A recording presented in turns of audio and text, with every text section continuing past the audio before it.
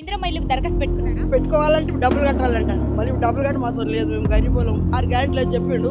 ఒకటే bus ticket ఓళ్ళు పోతారు బస్సులలో. మీరు పడుతున్న బాధ ఏదైతే ఉందో మరి అది ఒకసారి ప్రజాపాలన అక్కడ ఉన్నటువంటి అధికారులకు ఒకసారి చెప్పాలి. అక్కడ చెప్పాం కానీ పట్టించుకొని మేము ఫోన్లు చేస్తాం ఇంకోటి అన్న ఇదే బస్సులో అంటే కిరాయిలో బస్సులో నేను మన రాజీనగర్ రాజభవన్కి ఎదురుగా 30 ఏళ్ళు ఫోన్లో ఫోటోలు తీస్తారు ఇంటికి వచ్చి 10,000 కట్టించుకుంటున్నారు అధికారులు కూడా చెప్పారు. మరి దీని మీద మీ స్పందన? అట్లాంటి గ్యాప్ 500, 1000 రూపాయలు, 2000 అంటే కడతాం.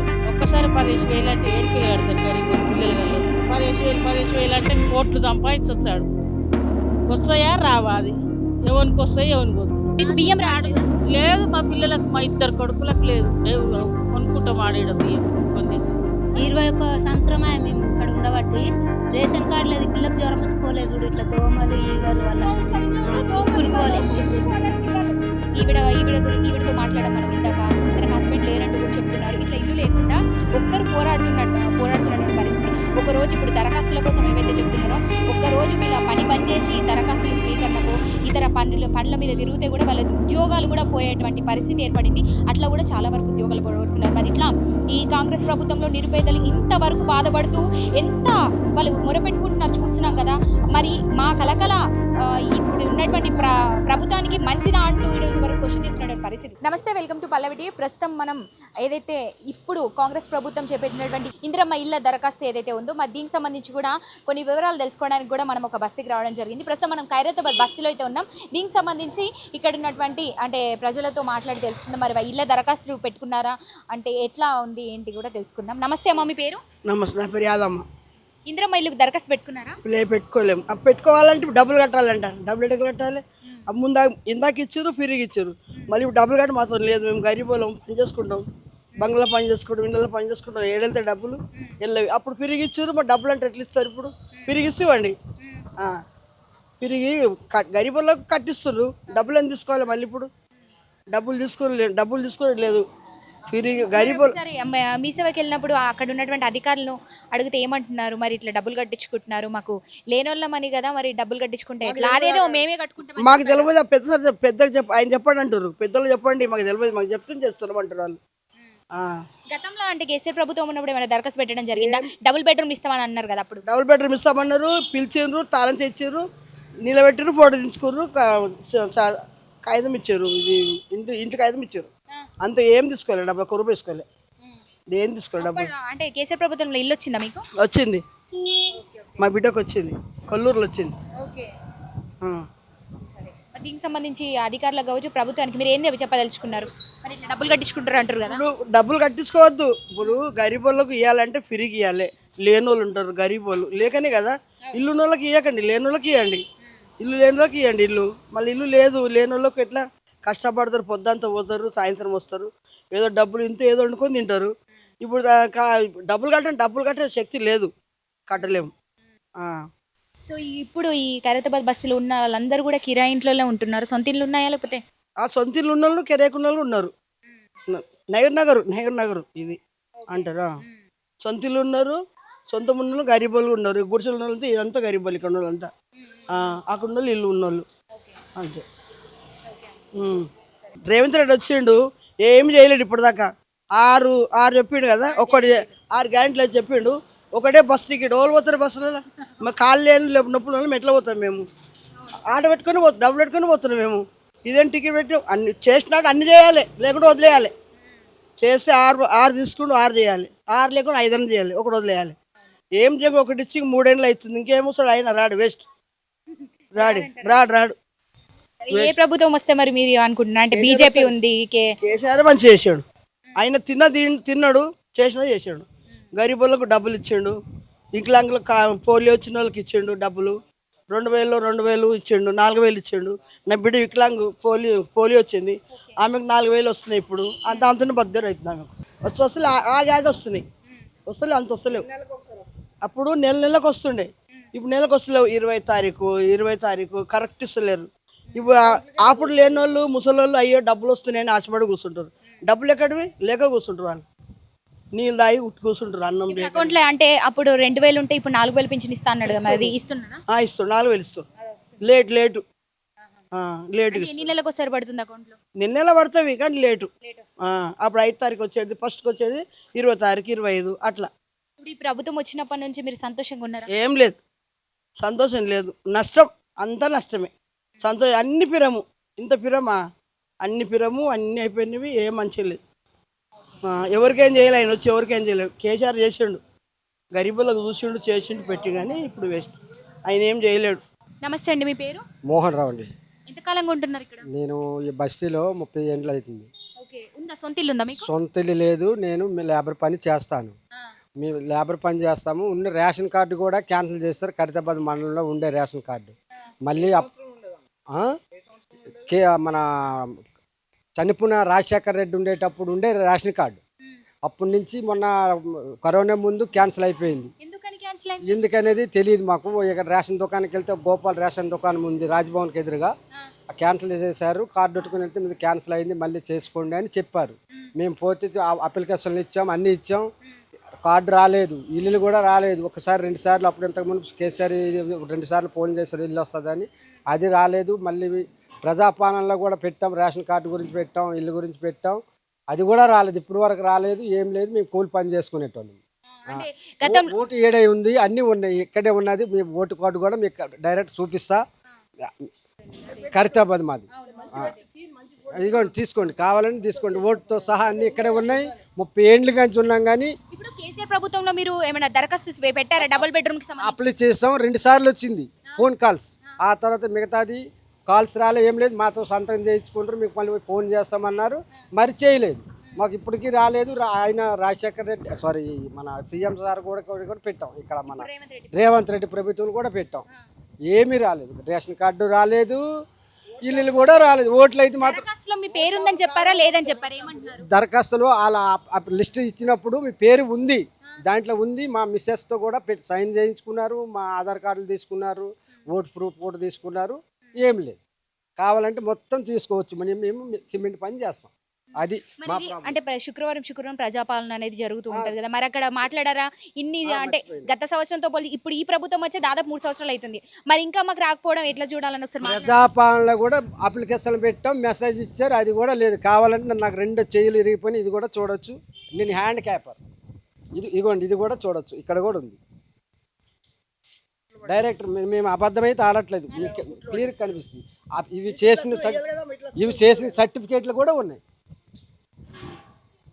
ఏం చేస్తాం, కూలి చేసుకోవాలి, కూలి చేసుకోకపోతే మాకు ఏమి లేదు. మాకు ఇది మీరు పడుతున్న బాధ్యత ఏదైతే ఉందో, మరి అదొకసారి ప్రజాపాలన అక్కడ ఉన్నటువంటి అధికారులకు ఒకసారి చెప్పారా? చెప్పాము, అప్లికేషన్ అక్కడ చెప్పాం, కానీ పట్టించుకోము. మేము ఫోన్లు చేస్తాం, వెళ్ళిపోండి అని అన్నారు, అంతే మేడం, అంతకంటే ఏం లేదు. అది కాల్ లేదు మీకు ప్రభుత్వ అధికారులు రాలేదు ఇంతవరకు, ఏది కూడా మేము అందుకోలేదు. కనీసం వస్తుందని ఆశ ఉంది, కానీ వస్తుంది కొత్తగా మళ్ళీ సొంత హౌస్ ఉన్నోళ్ళకి డబల్ ఇల్లులు వస్తుంది. ఓన్ హౌస్ ఉన్నోళ్ళకి, పేద ప్రజలకు ఎవరు ఏ ప్రభుత్వం కూడా ఇవ్వట్లేదు. అది మాత్రం వాస్తవం, నేను చెప్తున్నాను, వాస్తవం చెప్తున్నా. ఇప్పుడు ఒకసారి మీ సేవకు ఒకసారి అధికారులతో మాట్లాడి చూడండి. అంటే మొన్న 16వ తారీఖు నుంచి కూడా, జూలై 16వ తారీఖు నుంచి కూడా మళ్ళీ దరఖాస్తులు స్వీకరిస్తున్నా అంటున్నారు, కానీ 10,000 రూపాయలు కట్టించుకుంటూ దరఖాస్తు స్వీకరిస్తున్నారంట. 10,000 రూపాయలు కట్టించుకుంటే మేము మానాటం కూలి చేసుకునే వాళ్ళు ఎలా కట్టగలం? మానాటం కట్టలేం కదా. కూలి చేసుకుంటేనే మా పొట్టకి అన్నం వస్తుంది, లేదంటే ఖాళీ. అది ఈ ప్రభుత్వం, ఏ ప్రభుత్వంకి మేము ఓటేసినా కూడా ప్రయోజనం లేదు. అప్పుడేమో ఎవరికి మన కేసీఆర్కి ఓటేసాం, గెలిపించాం, ఆయన అట్లా పోయాడు. ఇప్పుడు సీఎం మన రేవంత్ రెడ్డికి ఓట్లేసాం, ఈయన అట్లనే చేస్తున్నాడు. ఎవరికి ఓటేసే ప్రయోజనమే లేదు. ఓటేసి ఎందుకు, మొన్న ఇచ్చారు అప్లికేషన్లు 2 చెకింగ్కి, అప్లికేషన్లు నింపాం, మిస్సెస్ ఓటు అన్నీ తీసుకున్నారు, అయిపోయింది. ఇంకా ఫైళ్ళు అట్టే ఉంటాయి. ఇప్పుడు కూడా చేసాం ఓటులకి, ఏం చేస్తాం మేడం, మా బతికెట్లా ఉంటుంది. కానీ ఇదో 5-6 ఫ్లోర్లు ఉన్ని ఇళ్ళకి వాళ్ళకి ఇస్తున్నారు. అది ఎలా చెక్ చేయాలనేది గవర్నమెంట్కి, ఏ సీఎంకి తెలియదు. ఎలాగ చెక్ చేయాలంటే కరెంటు బిల్లు ఎవరిది ఉంది, కూలోడుదా, లేదంటే ఓన్ హౌస్దా అని చెక్ చేస్తే అప్పుడు అర్థమవుతుంది. మేము కరెంటు బిల్లు, మీది హౌస్ ఉంది, ఓన్ హౌస్, మీకు కరెంటు బిల్లు ఉంది, మీ కరెంటు బిల్లు మీద మేము కిరాయికి ఉంటాం. అమ్మ మాకు ఏదైనా అవసరం ఉంటే అమ్మ మీ కిరాయి కరెంటు బిల్లు ఇవ్వండి అమ్మ, ఏదో అప్లై చేసుకుంటే మీ కరెంటు బిల్లు మీద మేము అప్లై చేసుకుంటున్నాం. అంతకు తప్ప మాకు ఇల్లు లేదు, పొల్లు లేదు, ఏం లేదు. కూలి చేసుకుంటే బొవ్వ వస్తుంది, లేదంటే లేదు. ఇది ఇదే బస్సులో అంటే కిరాయిలో ఈ బస్సులో నేను మన రాజీనగర్ రాజ్భవన్కి ఎదురుగా 30 ఏండ్లు ఉన్నా. 30 ఏండ్లు పాలవలస రాజశేఖర్ రెడ్డి చనిపోతప్పుడు ముందు కాంచి ఉన్నాయి ఇక్కడ. ఏం లేదు, తినాలి, పని చేసుకోవాలి, దొరికితే ఉండాలి, లేదంటే లేదు. ఇక్కడ దొరకక అక్కడ మా వాళ్ళ ఇంటికి వీళ్ళింటికి వెళ్ళి గుడిసెలు వేసుకుని ఉంటాను. ఫోన్లో ఫోటోలు తీస్తారు ఇంటికి వచ్చి, అవి కూడా లేదు. ఎందుకు ఫోటోలు తీయాలి? అప్పుడు ఆ మధ్యలో తీస్తారు కదమ్మా ఇంటింటికి దిగి ఫోటో లేడీస్కి, అది కూడా లేదు. ఏం ప్రయోజనం లేదు. ఏ ప్రభుత్వం కూడా ఎవరికి ఏం చేయదు. నా పేరు మోహన్ రావు, నేను లేబర్ పని చేస్తా. అది సీఎంకి, నేను ఇప్పుడు ఉన్న సీఎంకి రేవంత్ రెడ్డి గారికి నమస్కారం చేసి అడుగుతున్నాను. మీరు మీ సేవకు ఒకసారి వెళ్ళిరండి. ఇది పరిస్థితి, మరి ఏమంటారు? ఇల్లు ఇస్తారా? లేని వాళ్ళ కోసమనే కదా ఇల్లు చెప్తున్నారు ఇస్తామని. మరి ఇప్పుడు 10,000 కూడా కట్టలేము, మరి ఇస్తారా ఇయ్యరా? ఏదన్నా ఒకటి తెలుసండి. మీరు మాకు ఏ ఇన్ఫర్మేషన్ ఇస్తే మళ్ళీ మేము మాట్లాడతాం. Okay sir, okay madam, okay okay, thank you. వంతు ప్రయత్నం మేము చేస్తాం. ఇప్పుడు చెయ్యాలి. సీఎం గారికి మా నాట కూలోళ్ళకి ఇల్లు రావాలని అడుగుతున్నాను. నమస్తే అమ్మ, మీ పేరు? నా పేరు మాదే. ఇక్కడ అంటే ఈ గల్లీలో ఈ ఖైరతాబాద్ బస్తీలో ఎంతకాలంగా ఉంటున్నారు? మేము సంవత్సరం పైన అవుతుందేమో. సో మరి ఇలా ఇందిరమ్మ ఇలా దరఖాస్తులు జరుగుతున్నాయి కదా, అప్లికేషన్ పెట్టుకున్నారా? పెట్టుకున్నాం. ఇస్తలేడు ఏం లేడు. ఇక ఇస్తాం అంటున్నాడు. మళ్ళీ ఇప్పుడేమో 10,000 కట్టమని అన్నాడంట. ఇక మా దగ్గర ఎక్కడ ఉన్నాయని మేమేమో కడతామని ఊక్కున్నాము. అంతే, ఏం లేదు. కేసీఆర్ ప్రభుత్వంలో కూడా డబుల్ బెడ్రూమ్ ఇస్తామన్నారు కదా, దానికి కూడా దరఖాస్తు ఇచ్చారా? ఇచ్చినాం. ఇయ్యలే రాలేదు. అంటే గత ప్రభుత్వంలో కూడా రాలేదు, మరి ఈ ప్రభుత్వంలో మాకు న్యాయం జరుగుతుందని నమ్మి ఓట్లేసినాం, మరి ఇస్తారా ఇయ్యారని ఒకసారి అడిగిరా మీరు? అడిగితే ఇస్తాము, ఇంకా కాలేదు కదా ఇస్తామంటున్నాడు. ఇందిరమ్మది ఇది చేసి ఏమో ఫోటో పెట్టి ఇస్తామన్నాడు. ఆయన అడిగినప్పుడు చెప్తున్నాడు. మరి ఇంకేం కట్టాలని చెప్పారన్నారు, కట్టారా? మరి కట్టలేదు. మా దగ్గర ఎక్కడ వస్తే అమ్మ ఇంట్లో పని చేసుకొని బతుకు. మరి ఇదే మాట చెప్పాలి కదా అక్కడ అధికారులకు. మీరు చెప్తే వాళ్ళకి ఏమైనా అర్థమవుతుంది. చెప్పారా?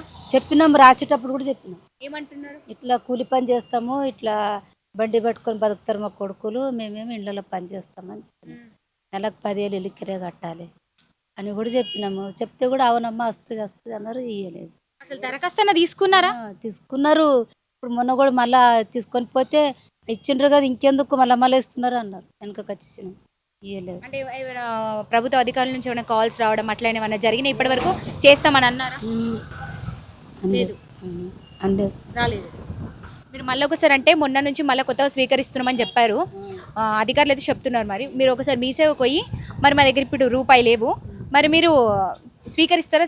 మాకు ఇల్లు లేదు, రోడ్డు మీద ఉంటున్నారు, కావాలంటే వచ్చి చూడండి అని మీరు ఇట్లా చెప్పండి. చెప్తాం. రెస్పాండ్ అవ్వకపోతే మరి మాకు చెప్పండి. సరే మేడం, చెప్తా. సరే. ఎంతమంది ఉంటారు మీ ఇంట్లో? 5 ఉంటాం. 2 పిల్లలు, మా కొడుకు, మా కోడలు, నేను. ప్రస్తుతానికి గడుస్తుందా ఇల్లు? నడుస్తుంది అంటే ఇట్లా 2 కోడలు, నేను 2 పనికి పోయి చూడండి. అలా పని చేసి వస్తేనే మాకు కడుపు నిండుతా, లేకుంటలేదు. అందు గురించి ఇప్పుడు ఇస్తాడేమని మొన్న అక్కడ మేము గండి మేసుకుంటామమ్మా, అక్కడ పోయినా అక్కడ ఇచ్చినామని అక్కడ పోతే అక్కడ కూడా ఇంక ఇప్పుడే ఆడ లేదు అన్నారు. అందుకే వెనకకి వచ్చేసిన పేపర్ తీసుకొని ఇటు వచ్చిన. ఇంకా ఏమో ఏమో ఫ్యామిలీ సర్టిఫికెట్ అవన్నీ అడుగుతున్నాడు. మాకు ఏం తెలుసు, చదువు వస్తుందా, మాకేం వస్తుందా? మాకు రాదు కదా. చదువుకోలేదా? చదువుకుని మా కొడుకు కొద్దిగా చదివిండు, మాకు వెళ్ళలే కదా. కొద్దిగా చదివి మానిపించినాం, పని పెట్టించినాం. సరే అమ్మా, మీరు మళ్ళీ ఒకసారి మీ సేవకు పోయి, మరి గిరిగిరి పరిస్థితి, మరి మీరు ఈసారైనా మాకు ఇల్లు ఇప్పిస్తారా, మరి దరఖాస్తుని స్వీకరిస్తారా లేదా అని మీరు ఒక్కసారి కరాకండి కాడండి. ఏమైనా అంటే మాకు చెప్పండి. సరే మేడం, చెప్తా. Thank you. సో ఇక్కడ కూడా చాలామంది అంటే బస్తీవాసులు ఉన్నారు, ఖైరతాబాద్ దగ్గర ఉన్నటువంటి బస్తీవాసులు ఉన్నారు. ఇక్కడ కూడా చూస్తుంటే చాలా నిరుపేదలుగానే కనిపిస్తున్నటువంటి పరిస్థితి. అయితే ఇప్పటిదాకా కూడా మనం ఇద్దరితో మాట్లాడినాం. నిజంగా చాలా బాధేస్తుంది, గుండె తరుక్కుపోయింది. ఎందుకంటే గత ప్రభుత్వంలో కూడా డబుల్ బెడ్రూమ్కి సంబంధించి నిరుపేదలు అప్లై చేసుకోవడం జరిగింది, దరఖాస్తు ఇవ్వడం జరిగింది. అయినప్పటికీ కూడా కేసీఆర్ ప్రభుత్వంలో వాళ్ళని అక్కడ ఒక బిల్డింగ్ దగ్గర నిల్చోబెట్టి కీస్ ఇచ్చినట్టు, వాళ్ళకి ఆ పత్రాలు, ఇంటి పత్రాలు అందజేసినట్టు, ఇల్లు వాళ్ళదే అన్నట్టు ఒక ఫోటో తీసుకొని, అంటే మేము చేసినాము అని ఒక ప్రూఫ్ కోసం ఒక ఫోటో తీసుకొని మళ్ళీ ఆ ఇల్లుని వేరే వాళ్ళకు అమ్ముకున్నట్టుగా తెలుస్తుంది. ఎందుకంటే పాప దాదాపు ఇక్కడే ఖైరతాబాద్ బస్సులో 30 సంవత్సరాలుగా ఉంటున్నారంట. అయినప్పటికీ కూడా వాళ్ళకి ఇల్లు అనేది లేదు. 5 రూపాయల అంటే 5 రూపాయలకి పెట్టేటువంటి ఇక్కడ అన్నం ఏదైతే ఉంటుందో అది తింటూ కూడా బతుకుతున్నామంటూ చెప్తున్నాను. నిజంగా నాకైతే చాలా గుండె తరుక్కుపోయింది. మరి మనమంతా సాయంగా అంటే అట్లీస్ట్ మనం ఇది ఒకటి చూపించే ప్రయత్నం చేస్తే మన ద్వారా అయినా వాళ్ళకి ప్రభుత్వం దృష్టికి వెళ్ళి మరి వస్తే నిజంగా సంతోషం. మరి ఇప్పుడు కూడా మొన్న దరఖాస్తు 2 సార్లు ఇచ్చానని చెప్తున్నాడు. అయినప్పటికీ కూడా ఎవరు పట్టించుకోకపోగా 10,000 కట్టమంటున్నారంటూ కూడా చెప్తున్నారు. 10,000 కడితేనే ఆ దరఖాస్తు అనేది స్వీకరిస్తామంటూ కూడా అధికారులు కరాఖండిగా చెప్తున్నారు. మా దగ్గర తినడానికి తిండి లేకనే 5 రూపాయలు అన్నం తింటున్నాము, కానీ ఆ 10,000 ఎక్కడి నుంచి దేవాలి మేడం అని ఆ పర్సన్ అన్నప్పుడు నిజంగా బాధేసింది. ప్రభుత్వం ఒక పేదల పట్ల ఎట్లా వ్యవహరిస్తుంది అన్నది, ముఖ్యంగా హైడ్రా పేరుతో కూడా వాళ్ళ ఇల్లు కూల్చేసేటువంటి ప్రయత్నం చేస్తుంది. నిజంగా బాధ అనిపిస్తుంది. ఇది నిజంగా ప్రభుత్వానికి నిజంగా మంచిది కాదు. ఎందుకంటే పేదలకి ఏదో చేస్తా మంచి చేస్తా అని రేవంత్ రెడ్డి గారు వచ్చారు, కానీ ప్రస్తుతం మనము ఇక్కడ ఒకసారి గ్రౌండ్ లెవెల్లో తిరిగితే అసలు వాళ్ళ బతుకులు ఎట్లా ఉన్నాయి, వాళ్ళ పరిస్థితి ఏంటని కూడా అర్థమవుతున్నటువంటి పరిస్థితి. మాట్లాడదాం మరికొంతమందితో. అమ్మ నమస్తే, మీ పేరు? లక్ష్మీబాయి అమ్మ. మీరు ఎంతకాలంగా ఉంటున్నారు ఇక్కడ? 33 years. 33 years ఉంటున్నారు. మీరు గత ప్రభుత్వంలో కూడా అంటే డబుల్ బెడ్రూమ్లు ఇస్తా అన్నారు, దానికి ఏమైనా దరఖాస్తు ఇచ్చారా? లేదు, అది ఇచ్చినాం కానీ మా పేరు రాలేదు అందులో కూడా. రాలే. మమ్మల్ని ఫోటో తెచ్చుకోలేరు. ఆ జాబితాలోనే మీ పేరు లేదన్నారు. లేదు లేదు. ఇప్పుడు మరి కాంగ్రెస్ ప్రభుత్వం వచ్చింది, మరి ఈ ప్రభుత్వంలో కూడా అంటే ఇందిరమ్మ ఇల్లు ఇస్తామంటున్నారు కదా, మరి దానికి ఏమైనా దరఖాస్తు ఇచ్చుకున్నారా? దానికి కూడా ఇవ్వలేము. ఇందులో ఇచ్చినామమ్మ, అందులో కూడా రాలే మా పేరు. మా పేరు రాలే అందులో.